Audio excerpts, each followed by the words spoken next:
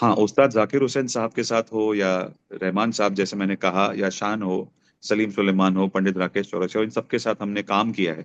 मात्र stage share नहीं, integrated काम किया है। तो हमने सोचा कि किस तरह से स्पिरिचुअलिटी को कूल बनाया जाए, जिससे कि उनको एक कनेक्ट लगे कि हम किसी, जितने ही एनर्जी के साथ, लेट्स से हम कोल्ड प्ले के कॉन्सर्ट में जाते हैं जहाँ 18 साल हो या 14 साल के बच्चे हो, वो भी जाते हैं। 60-50 साल के म्यूजिक लवर्स भी जाते हैं जिनको कंट्री म्यूजिक या इंग्लिश म्यूजिक अच्छा लगता है। लाइव शो में चांद सिफारिश के लिरिक्स उड़ गए। उड़ गए एज इन, जो बंदा ऑपरेट कर रहा था कंप्यूटर, वो लिरिक्स डिलीट हो गए उनसे, आप गाओ। तो उनका गाना जो उन्होंने फेमस किया है, I sang because I knew the lyrics, ये डेफिनेटली था कि अब नौकरी करके म्यूजिक नहीं करना है, अब फुल टाइम म्यूजिक करना है। वो मोमेंट डेफिनेटली था। और वो मोमेंट आया आज से लगभग 12 साल पहले। मैं एक इंजीनियर हूँ, केमिकल इंजीनियर, एक एमबीए भी हूँ, और जैसे आपने कहा कि बैंक की नौकरी थी, कई सारे सेक्टर्स में I was doing my my work. Bank की नौकरी, ग्लोबल करियर छोड़कर जब कोई इंसान संगीत की राह पर चलता है तो वो सिर्फ एक कलाकार नहीं होता, एक मिशन पर निकला योद्धा होता है। आज हम आपको मिलाएंगे अबे डाबली जी से, जिन्होंने 15 से ज्यादा देशों में 4,000 से ज्यादा लाइव कॉन्सर्ट्स किए हैं। इन्होंने जाकिर हुसैन, शंकर महादेवन जैसे दिग्गजों के साथ स्टेज भी शेयर किया। उनका हालिया project Krishna music bliss and beyond आजकल हर जगह चर्चा में। चलिए इन्हीं से जान लेते हैं इनकी म्यूजिकल जर्नी के बारे में, एक्सपीरियंस के बारे में। वेलकम अमे, how are you and welcome to Punjab Kesari dot com. Thank you Arpita. पहले तो मेरा इतना अच्छा, संक्षिप्त में लेकिन इतना अच्छा इंट्रोडक्शन देने के लिए आपके लिसनर्स और व्यूअर्स को I am very very good. और पंजाब केसरी के सभी सुनने वालों को मेरा सत श्री अकाल और प्रणाम। राइट। अमे, बात करते हैं, हमने बात की आपने अपना ग्लोबल करियर छोड़कर म्यूजिकल जर्नी को स्टार्ट किया। सबसे पहले वहीं से जान लेते हैं ये इंस्पिरेशन कहाँ से आई और कब सोचा आपने और क्यों सोचा ऐसा। ये इंस्पिरेशन अर्पिता ऐसा है कि म्यूजिक में मेरी रुचि बड़े बचपन से थी, बिकॉज मेरी माता जी डॉक्टर अनुराधा डबली स्वयं एक गायिका हैं, और वो पद्म विभूषण प्रभाता यात्री जी की स्टूडेंट रही हैं। तो बचपन से ही संगीत का पूरा पूरा ट्रेनिंग मुझे उनसे मिला। तो हमेशा से ये एक मनीषा थी कि I would want to do something for music. लेकिन लगभग आज से 22-25 साल पहले I started performing live concerts on the stage. एक उसके वजह से अ, ऐसा एक माहौल बनते गया कि I started enjoying the music that I was performing. और मेरे लिए संगीत ये केवल एक अपनी कला दिखाने का माध्यम नहीं है। मुझे लगता है कि संगीत या कोई भी परफॉर्मिंग आर्ट्स वो एक ऐसा माध्यम है जिससे हम लोगों के दिल को एक दूसरे के साथ जोड़ सकते हैं। So that is the purpose with which I started doing this whole exercise of doing concerts all over the world. और ईश्वर की कृपा है कि वो दिन था और आज का दिन है कि जब हम 25-30 देशों से ज्यादा देशों में जाकर 4,000 5,000, अभी we have lost count because we don't really track it, but I know it's more than 4,000, and we are lucky that we are able to do this. That's so nice. अच्छा, वो अगर पहला मैं आपसे मोमेंट बात करूं कि आपने सोचा कि अब म्यूजिक ज्वाइन करना है, वो मोमेंट क्या था हाँ, आपकी लाइफ में और वो इतना स्पेशल है, क्या है, व्हाट्स दैट? तो अब म्यूजिक ज्वाइन करना है ऐसा शायद मोमेंट ना था, बट ये डेफिनेटली था कि अब नौकरी करके म्यूजिक नहीं करना है, अब फुल टाइम म्यूजिक करना है। वो मोमेंट डेफिनेटली था। और वो मोमेंट आया आज से लगभग 12 साल पहले। क्योंकि जैसे आप शायद जानती होंगी, लेकिन आपके दर्शकों के लिए मैं बता दूं कि मैं एक इंजीनियर हूँ, केमिकल इंजीनियर, एक एमबीए भी हूँ, और जैसे आपने कहा कि बैंक की नौकरी थी, कई सारे सेक्टर्स में I was doing my my work. और मेरी आखिरी जो नौकरी थी, स्टिंट थी, वो was an like a director, an executive director on the board of Ronnie Screwvala and Zarina Screwvala, दोनों ही बड़े नामचीन उद्योगपति हैं। यूटीवी जिन्होंने स्थापित किया था, जो बाद में उन्होंने डिज्नी को बेचा, लेकिन they wanted to work in the social space. तो स्वदेश फाउंडेशन नामक उनकी चैरिटेबल ऑर्गेनाइजेशन में मेरा लास्ट रोल था। उस वक्त मेरा ऐसा सिचुएशन आ गया कि मुझे मेरे म्यूजिक के लिए या मेरे सोशल काम के लिए हफ्ते में 5 या 6 दिन बुलावा आने लगा। तो जाहिर सी बात है, जब आप इतने सीनियर ओहदे पे हो तो आपके लिए इट इज नॉट फेयर कि आप दोनों चीजें करो। तो right. I had a word with both of them and they were very kind and understanding कि उन्होंने मुझे ये अनुमति दी और आज्ञा दी कि आप अपना पैशन प्रोफेशन की तरह फॉलो कर सकते हो। तो that was the moment around 12 years ago that I decided कि अब वक्त है कि संगीत द्वारा दुनिया में अच्छाई फैलाना है, goodness through music, that is our purpose. Okay. अभी आपने कहा कि संगीत के द्वारा गुडनेस फैलाना है, और अभी आपका हालिया जी प्रोजेक्ट आया है Krishna music bliss and beyond. What is that जी अबाउट? वो जो है यंगर जनरेशन को कैसे मोटिवेट करेगी, या वो उसके साथ आपका क्या पर्सपेक्टिव है?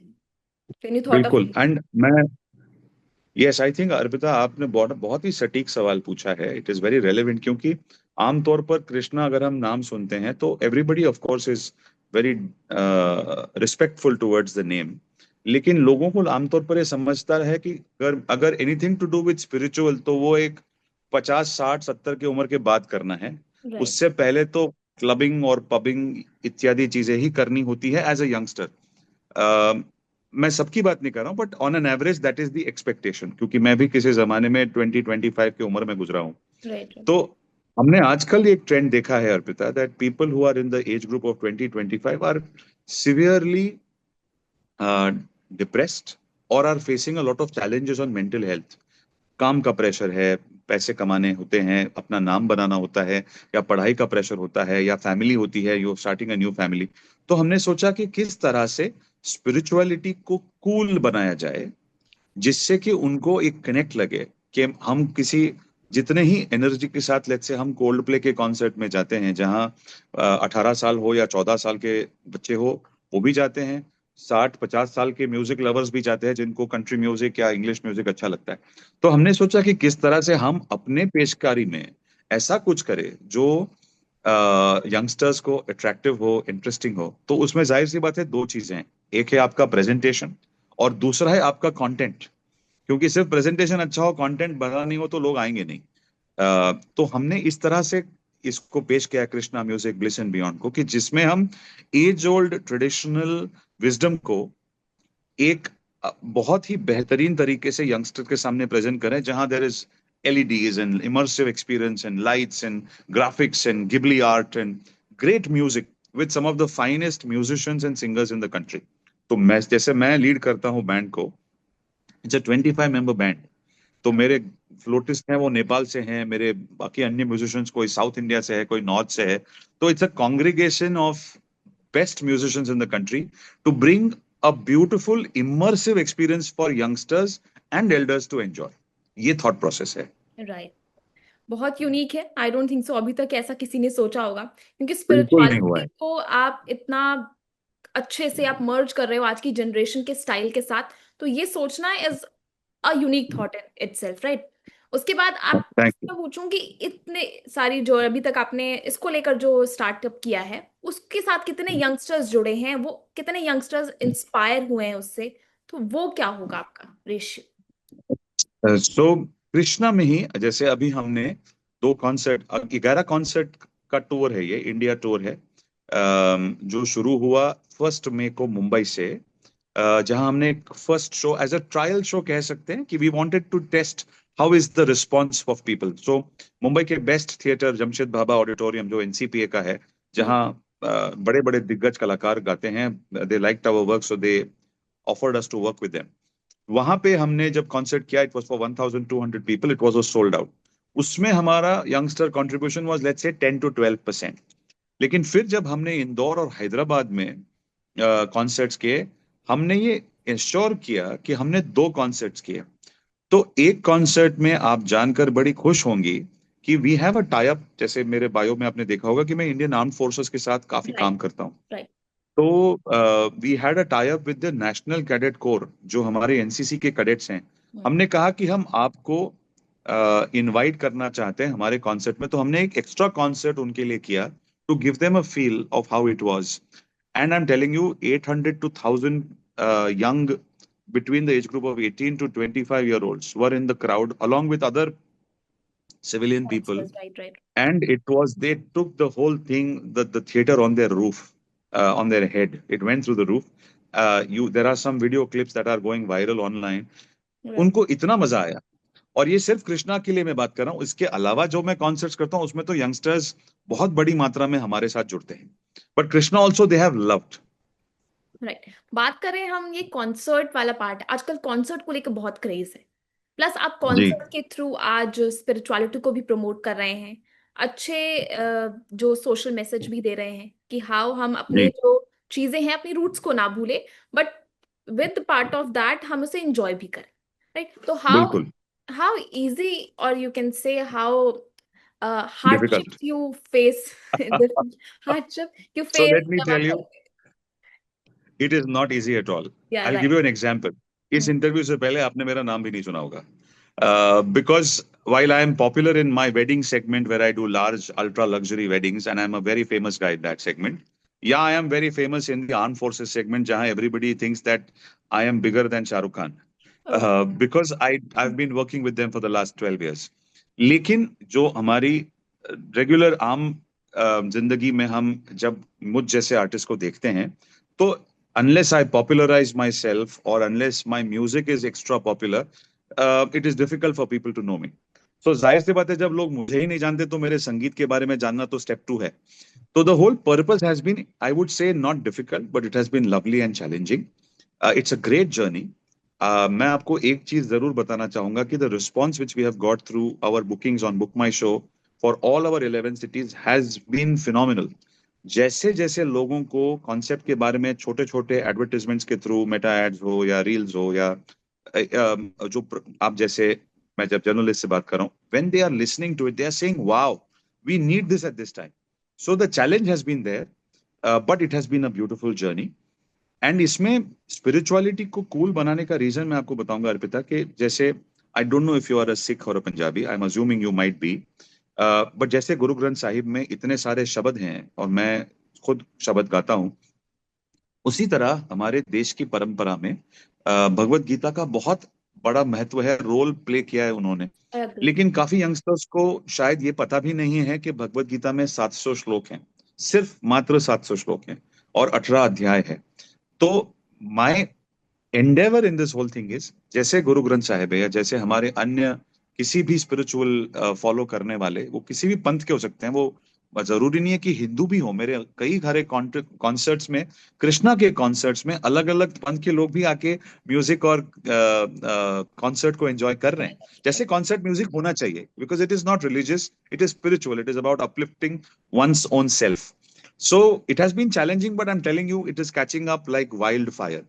And very soon, and I'm saying this on the recorded national television kind of a channel of yours, that very soon you will see us doing concerts which are the likes of 1 lakh, 2 lakh people, where people will all join together and spread the message of goodness. ये हमारा vision है जो हम जरूर करेंगे साकार.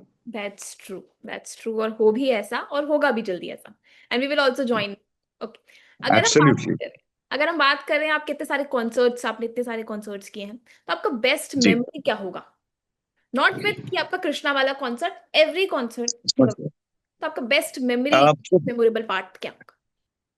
Best memorable part अगर मैं कहूँ अर्पिता, तो हर कॉन्सर्ट, पहले तो जैसे हर माता पिता के लिए अपना हर बच्चा स्पेशल होता है, वैसे मेरे लिए 4,500 कॉन्सर्ट स्पेशल रहे हैं, बिकॉज हर कॉन्सर्ट ने मुझे कुछ सिखाया ही है.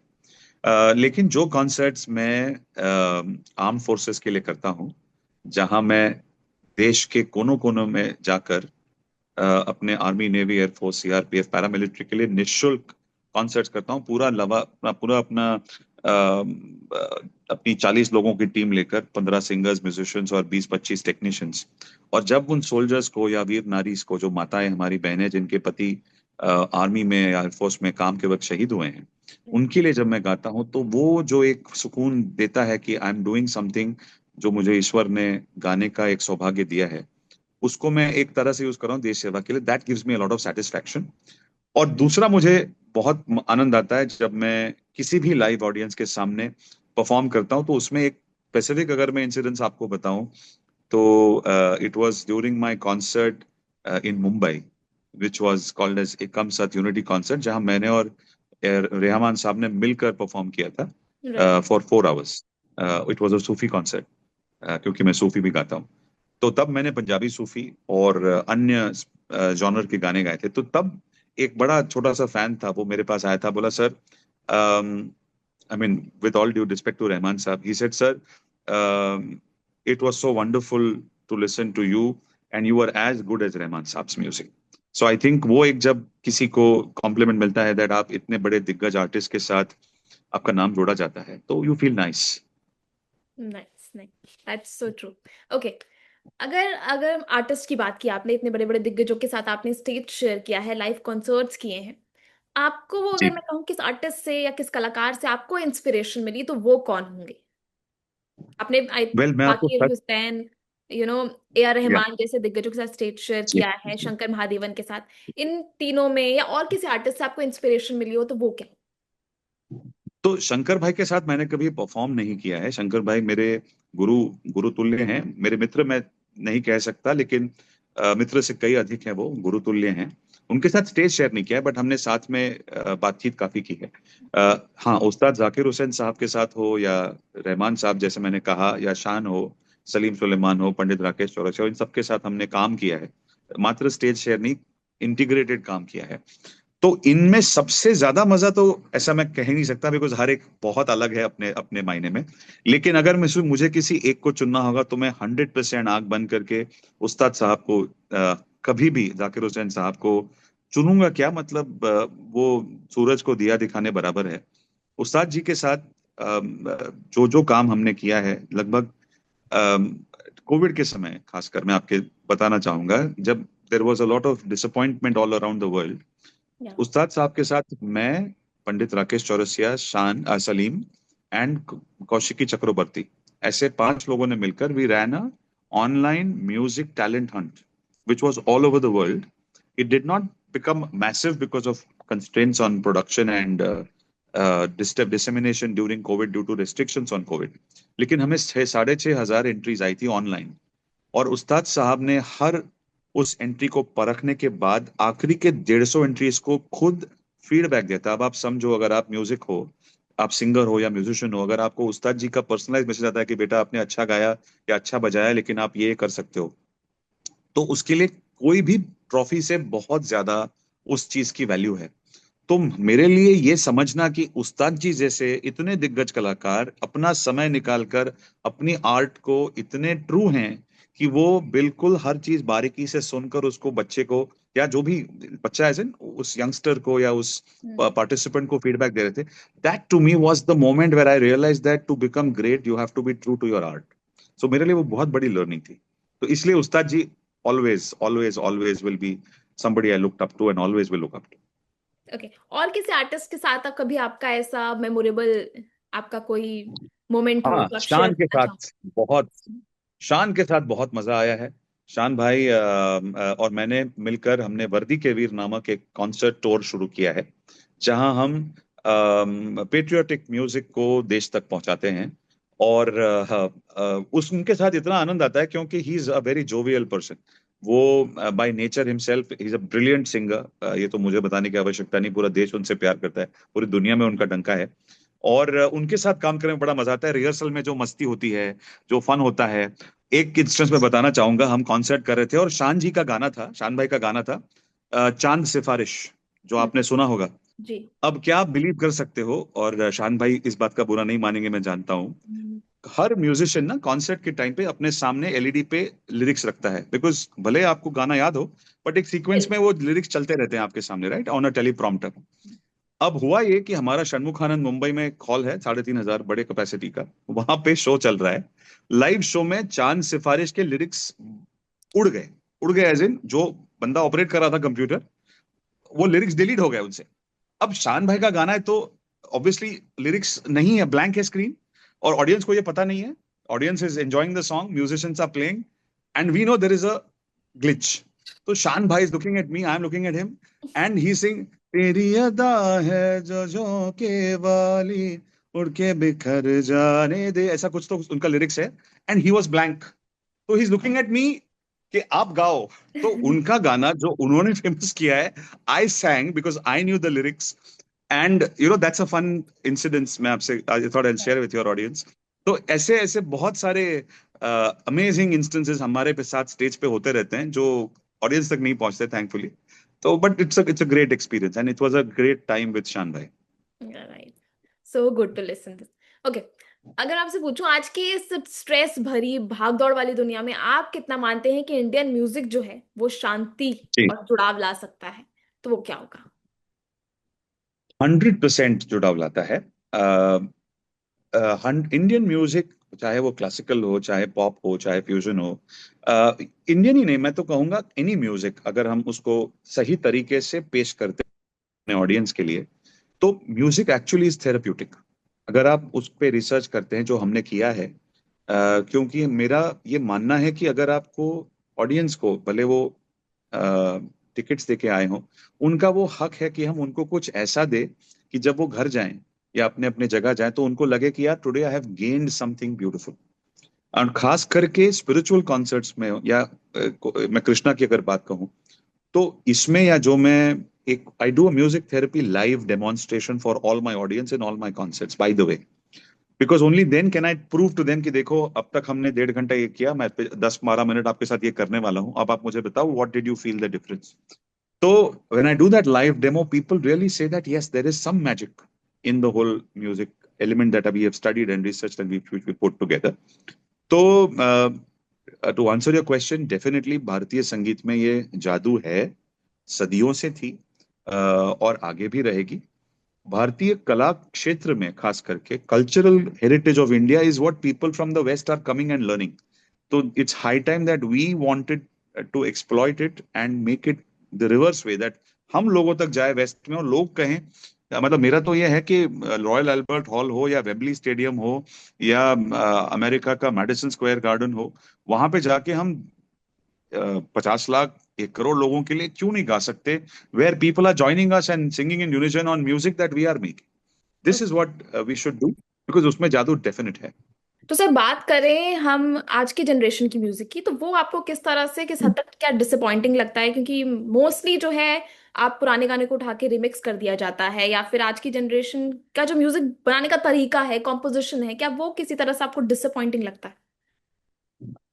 नहीं अर्पिता, मुझे डिसअपॉइंटिंग कुछ नहीं लगता, क्योंकि उसके पीछे का रीजन ये है कि हर कोई अपने अपने कैपेसिटी के हिसाब से म्यूजिक को समझता है और बनाता है। तो राइट। यदि किसी म्यूजिक कंपोजर या डायरेक्टर को ऐसा लगता है कि उन्होंने पुराने अपने अपने पुराने या किसी और के पुराने गानों को एक अलग तरीके से नए जनरेशन के लिए पेश करना चाहिए, तो ये उनकी अपनी चॉइस है।